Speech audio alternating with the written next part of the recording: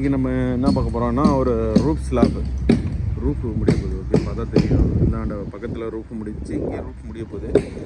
So roof slab ஸ்டீலில் கொஞ்சம்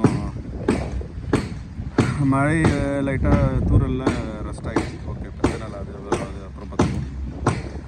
இப்போ இதில் வந்து நம்ம என்ன பார்க்க போகிறோம் அப்படின்னா extra steel or extra support steel அதை வந்து நம்ம பார்க்குறோம். இப்போ இங்கே வந்து பார்த்திங்க அப்படின்னா இது ஒரு S1 ஸ்லாப்பு, இது ஒரு S1 ஸ்லாப். ஓகேவா?